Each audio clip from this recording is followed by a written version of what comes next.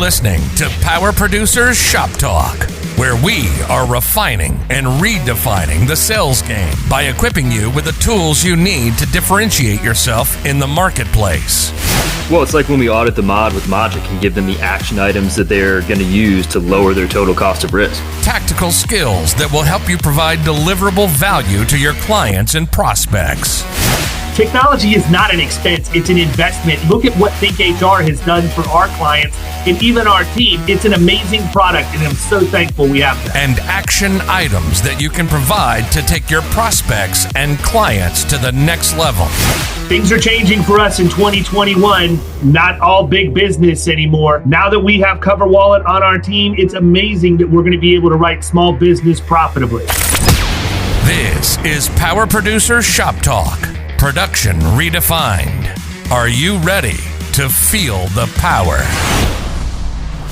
What's up, everybody? Welcome to Power Producers Shop Talk, where we are refining and redefining the sales game. And today we are bringing you part one of a two-part shop talk, because we like to try and keep these things a little short and sweet for you. Yeah.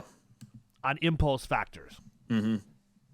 Yep. The D's is the one who brought up the impulse factors. Yeah. This is his show. I mean, this is something, this guy, listen, don't let the beard fool you, man. He's wise for his age, and he's got a lot of experience in sales, and specifically some really good sales training from things outside the industry. So I'm going to sit back and let him just freestyle a little bit, and I'm going to ask questions where I need to, because I have a feeling I'm getting ready to learn a little bit. Yeah, so this kind of came up the other day, yesterday when we were talking on the regular podcast, and it just got me thinking that we haven't really talked about it. So impulse factors is something that I learned when I was selling office supplies, doing the quill thing for the 5.5 years that I was doing it. But it was something that we talked to our training. Horrible tenure. I cannot imagine doing that for 5.5 years. No, I think the average tenure was probably 3 months, maybe. Yeah, maybe. Right. I mean, it was super high turnover, but I tell you what, man, it was like a master's class in sales. I mean, you got thrown into the fire immediately, and it was you just had to learn by doing. And I mean, you got reps and reps and reps, 50 a day sometimes, if it wasn't necessarily going your way. And that kind of accelerated things. By the way, can I just tell you, those guys hate me, because when they come in here and give me their pitch, I actually critique their pitch back to them and say this might work better next time.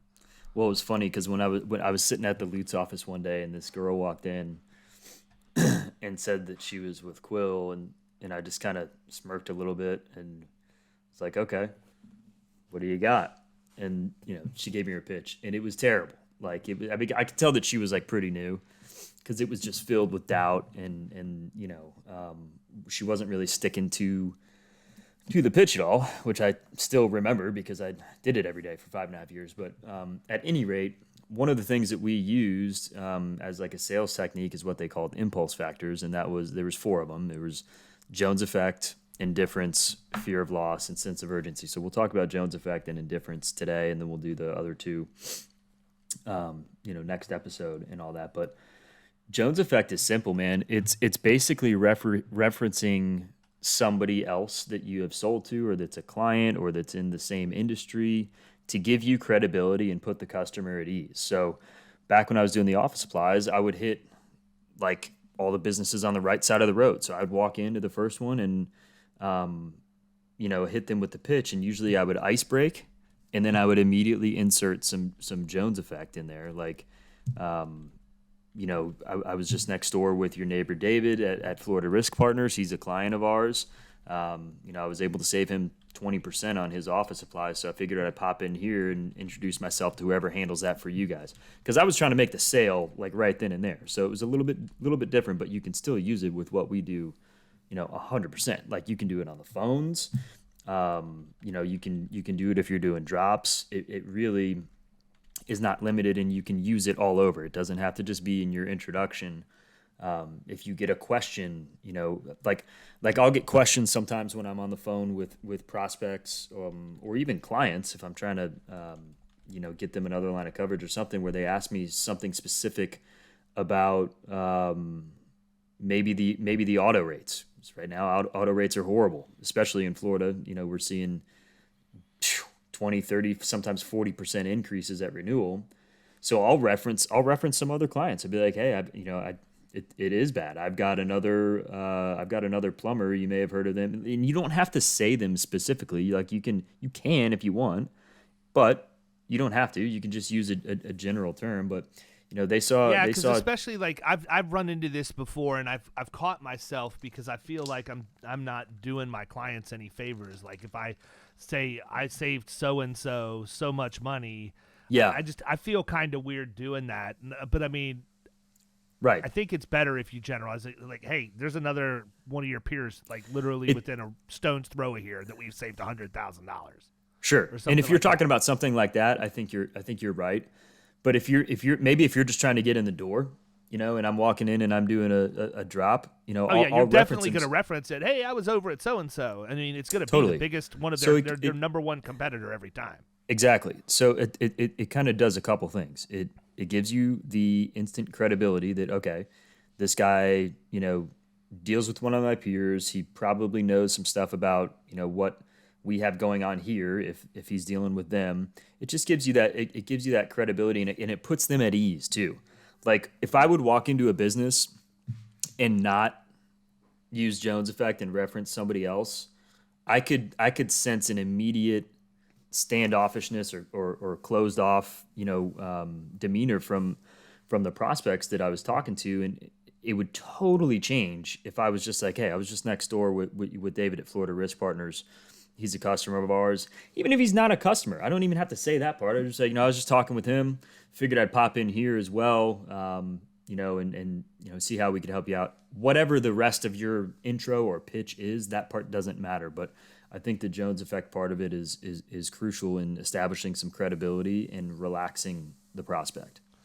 I think the one thing that's powerful too that the Jones effect does is if you approach it that way and you drop those names, somehow those people feel like you're going to come in and they have the ability to maybe get some information about that other company that they're competing with when you meet with them. Because that's always a question I get. Oh, well, how much are they doing over there? Or, something along those lines. And so it's actually a good way, because if people feel like you're useful to them to give them information about their competition, they're going to be willing to meet with you almost every time.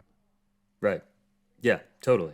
I mean, so there's multiple ways that this can have a positive impact for you. And I think sometimes we may even do it and not really realize it, but I think it can be kind of lost in the shuffle, and it's an easy thing to do. And it's a good tool, for you to use to kind of boost your results. All right. So that puts a wrap on Jones effect. Yeah. Pretty simple. So indifference is easy too. I mean, indifference is just I'm naturally pretty indifferent. But it has to do with your body language and your tone, especially in person. It's a lot easier to do it in person because you can see them and they can see you. So I would walk in and I would just be. It's kind of just like a nonchalant attitude. Like this sale, the outcome of this, whether I make the sale or not, is not going to have. It's not going to make or break me. And that's what my tone and my body language would reflect. So, hey, if you want to talk to me about copy paper, cool. If you don't, that's fine too. Yeah, I'm going to sell some anyways. So it's like, okay, do you want to pay $40 at Staples, or would you rather pay $28.99 with us at Quill? It's your call. We'll deliver it to you for free. It's, ships out next day. So it's like it was just like non-confrontational, not high pressure, right? And I think I think that's a really, really good way to approach it too, man. Like it doesn't. The way that I said it, people, was sarcastic. That was not indifference. That was me just being like an arrogant prick when I walk in. Like, you don't want to buy from me? That's cool. Somebody else will. No, what Kyle just did is picture perfect for indifference and how you want to deal with somebody. Like, hey, you could keep paying $40, a ream or whatever, a box for your paper, or you could pay $28.99 and have it delivered for free, so you don't even have to run to the store to get it. Mm-hmm. And so I think that sometimes in the insurance world we get maybe a little inside our heads and kind of make it more of a high pressure thing than we need to, maybe because and this will play into sense of urgency when we talk about this next week, but maybe the renewal's coming up and maybe we're getting a little bit of, commission breath, and we're trying to, get this in before before it expires or before they renew with the incumbent, and that then you kind of lose all indifference. So we use this all the time when we engage with people well ahead of renewal, right? And I had this conversation with somebody on the phone earlier this week. They don't renew. I think Marvin's calling on like October stuff right now. So I had this lady on the phone, and yeah.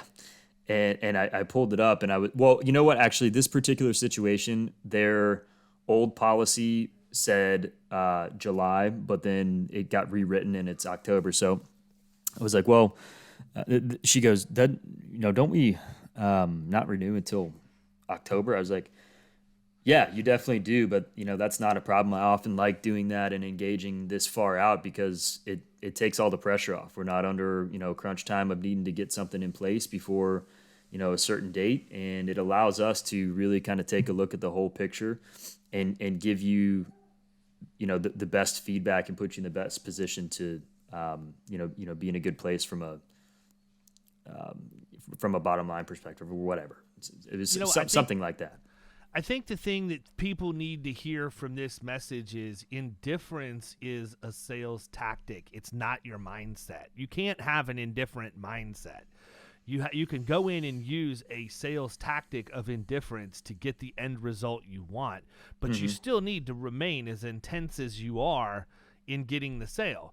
And I think that controlled intensity is one of the gifts that many people are lacking in any sales capacity, because they don't realize you can actually be really intense, really ingrained in getting where you want to be, but that just makes you hone your craft of indifference or the Jones effect or whatever else we talk about that much more. You intensely go after that, but what comes across to the client is that smooth indifference in the sales approach. And you have to make sure that you're not being indifferent in your mindset, because the person that's indifferent in your mindset's the one that's breaking early to go to they're going to the golf course happy. I could sell some more stuff today, but why would I when I can go to the driving range, Yeah.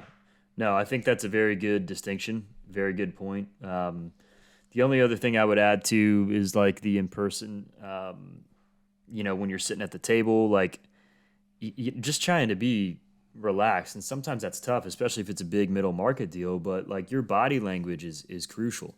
So I would always try to mirror what the customer was doing. And, if I walked in and somebody was sitting at their desk, like I would just walk in and sit down at the chair across from them. I'm not going to stand in their doorway, holding a bunch of shit in my arms. Like, hi, I'm Kyle.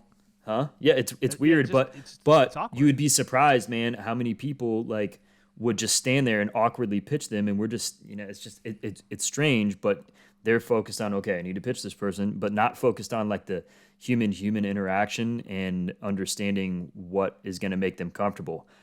Standing while somebody is sitting, dude, not good. I like sitting at my house watching football. Like I had one of my buddies, we were watching Bucks games. He's a huge Bucks fan, as am I. This dude was standing for like the entire first quarter. I'm like, you need to sit the fuck down because you're making me nervous. Like but it's the same. No, I'm the same way with my kids, man. It's the same thing, when we're dealing with clients. So like mirroring what they were doing. If there wasn't a chair, I would just kind of like lean in the door frame. I wouldn't just be standing there like in the middle of their office. So you can kind of adapt to what's going on. What if they had a standing desk? What would you do in that situation? That wasn't a thing back then. I would just, no, it wasn't. I would maybe just come around their side of the desk and put my arm around them. Anytime I think of a meeting with a prospect, I always think about that scene from Liar Liar when Jim Carrey's in the boardroom, just being brutally honest with everybody at the table. And like, just one day in my career, I would like to have everybody who's ever given me pushback, in a presentation or whatever around that table, so I can just go in, be brutally honest, roast the living daylights out of every single one of them, and then leave. Like when he scalps that guy and walks around doing the Indian war cry, it was hilarious. It's absolutely fantastic. But, honestly, man, when you watch stuff like that and Tommy Boy, as crazy as and funny as the movies are, there are some nuggets and lessons to be learned in some of that Definitely. stuff. It's kind of funny. So indifference in the Jones effect, man. I think this is a good shop talk, man. Right on the nose for time. Gave him a couple of nuggets. I say we wrap this one up and go, and we'll give him 2 more next week. Sounds good. All right, everybody. Have a great weekend. See ya.